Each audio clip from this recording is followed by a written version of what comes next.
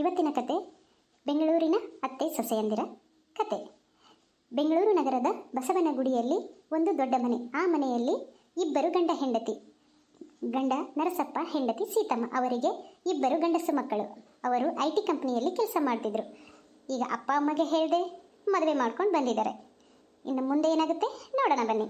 ಅಮ್ಮ ಅಮ್ಮ, ಅಪ್ಪಾಜಿ ಅಪ್ಪಾಜಿ. ಯಾರಪ್ಪ ನೀವು? ನಾವು ಏನು ತರಕಾರಿ ಅದು ಏನು ತಗೊಳ್ಳಲ್ಲ, ಮುಂದಕ್ಕೆ ಹೋಗ್ರಿ. ಅಲ್ವೇ, ಅವರು ನಮ್ಮ ಮಕ್ಕಳು ಕಣೆ.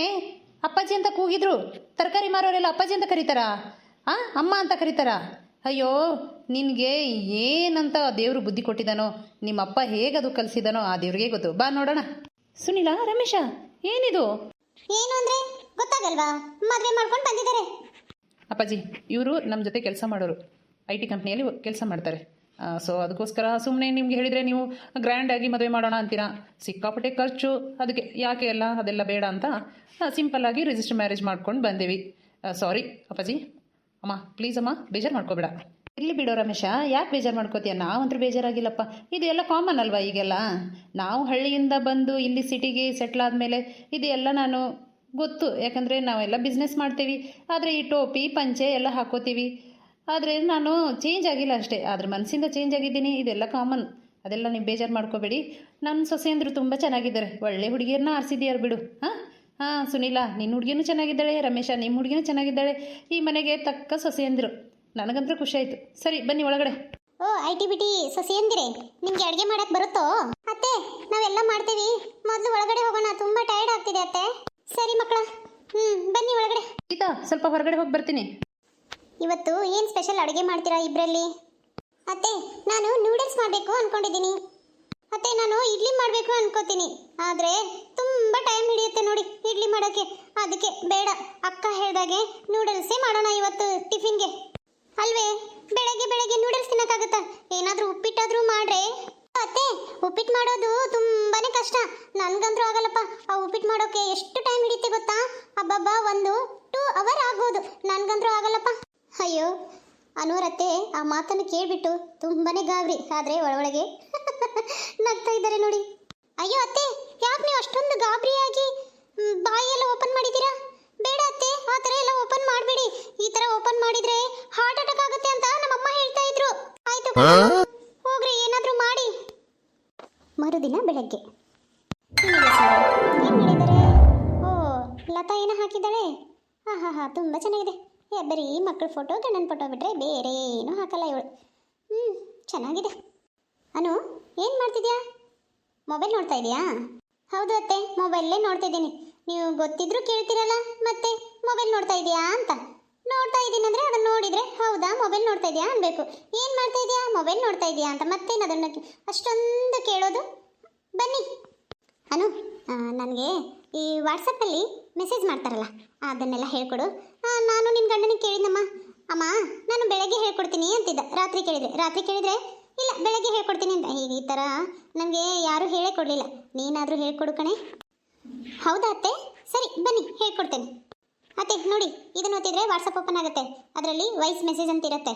ನಿಮಗೆ ಟೈಪ್ ಮಾಡೋಕ್ಕೆ ಬರಲ್ವಲ್ಲ, ಮಾತಾಡಿ, ಅದು ಹೋಗುತ್ತೆ. ಅವ್ರಿಗೆ ಅಲ್ಲಿ ಕೇಳುತ್ತೆ. ಕೇಳಿದಾಗ ಅವರು ವಾಪಸ್ ರಿಪ್ಲೈ ಮಾಡ್ತಾರೆ. ಆಯಿತಾ? ಇಷ್ಟೇ ಸಿಂಪಲ್ಲಾಗಿ. ಆಯಿತು, ನನ್ನ ಮೊಬೈಲ್ ಇದೆ. ನಾನು ಹಾಲಲ್ಲಿ ಕೂತ್ಕೊಂಡು ನಮ್ಮ ಅಕ್ಕನಿಗೆ ಮೆಸೇಜ್ ಮಾಡ್ತೀನಿ. ನನಗೆ ತುಂಬ ಇಷ್ಟ ಮೆಸೇಜ್ ಮಾಡೋಕ್ಕೆ. ನಮ್ಮ ಅಕ್ಕ ಹೇಳ್ತಿರ್ತಾಳೆ, ಅಯ್ಯೋ ನಿನ್ನ ಮಕ್ಕಳು IT ಕಂಪ್ನಿಯಲ್ಲಿ ವರ್ಕ್ ಮಾಡ್ತಾರೆ, ನಿನಗೊಂದು ಮೆಸೇಜ್ ಮಾಡೋಕ್ಕೆ ಬರಲ್ವಾ? ನೀನು ಎಷ್ಟೊಂದು ಬಿಲ್ಡಪ್ ಕೊಡ್ತೀಯಾ, ನಿನಗೆ ಬರಲ್ವಾ ಅಂತ ಕೇಳ್ತಾಳೆ. ಈಗ ನೋಡು ನಾನು ಹೇಗೆ ಮೆಸೇಜ್ ಮಾಡ್ತೀನಿ ಹೋಗಿ ಅಂತ. ಅಯ್ಯೋ ಅತ್ತೆ, ಮೊಬೈಲ್ ಇಟ್ಕೊಂಡಿದ್ದಾರೆ ಅಂದರೆ ವಾಟ್ಸಪ್ ಓಪನ್ ಮಾಡಿರ್ತಾರೆ. ನೋಡೋಣ ನಿಲ್ಲು ಏನು ಮಾತಾಡ್ತಾರೆ ಅಂತ. ಇವತ್ತು ಬಂದು ವಾಟ್ಸಪ್ಪಲ್ಲಿ ಮೆಸೇಜ್ ಮಾಡೋದು ಹೇಗೆ ಅಂತ ಹೇಳ್ಕೊಡು ಅಂದರು. ಹೇಳ್ಕೊಟ್ಟಿದ್ದೀನಿ.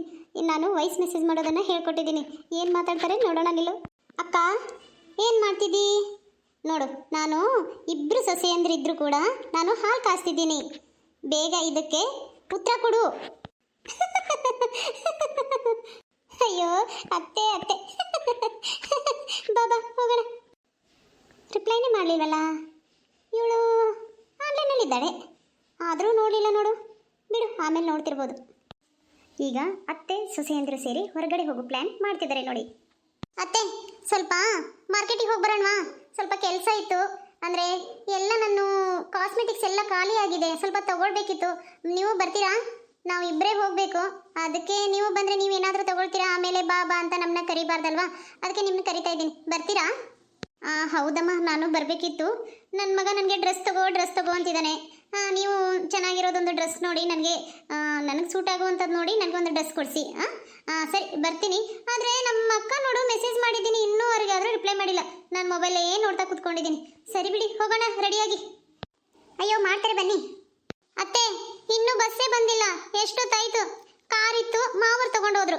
ನೋಡು ಈಗ ಬಸ್ಸಿಗೆ ಹೋಗ್ಬೇಕು. ಬಸ್ ನೋಡಿದ್ರೆ ಇನ್ನೂ ಬಂದಿಲ್ಲ. ಫ್ರೀ ಬಸ್ಸು ಅಂತ ಎಷ್ಟು ಜನ ನಿಂತ್ಕೋತಾರೆ, ಎಲ್ಲ ಲೇಡೀಸೇ. ಅಯ್ಯೋ ಸುಮ್ಮನೆ ಮೆಟ್ರೋಕ್ಕೆ ಹೋಗೋಣ ಅತ್ತೆ. ಅಯ್ಯೋ ದಿವ್ಯಾ, ಮೆಟ್ರೋದಲ್ಲಿ ಅದು ಡೋರ್ ಇರುತ್ತಲ್ಲ, ಅದರಲ್ಲಿ ನಾನು ಹಿಡ್ಸಲ್ವಂತೆ. ಅಂದರೆ ಪಕ್ಕದ ಮನೆ ಶಾಂತಕ್ಕ ಹೇಳ್ತಿದ್ಲು, ನೀನು ಮೆಟ್ರೋದಲ್ಲಿ ಹೋದರೆ ಡೋರು ಬೇಗ ಕ್ಲೋಸ್ ಆಗಿಬಿಡುತ್ತೆ, ನೀನು ಅದ್ರಲ್ಲಿ ಸಿಕ್ಕಾಕೊಂಡು ಬಿಡ್ತೀಯಾ, ನೀವು ಹೋಗ್ಬೇಡ ಅಂತ ಹೇಳ್ತಿದ್ರು. ಅದಕ್ಕೆ ನನಗೆ ಭಯ ಆಗಿ ಇಲ್ಲಿವರೆಗೂ ನಾನು ಮೆಟ್ರೋನೇ ಹತ್ತಿಲ್ಲ, ಅದು ನೋಡೂ ಇಲ್ಲ. ಹೇಳಿದ್ದಷ್ಟೇ ಕೇಳಿದ್ದೀನಿ ನಾನು ದಿವ್ಯಾ.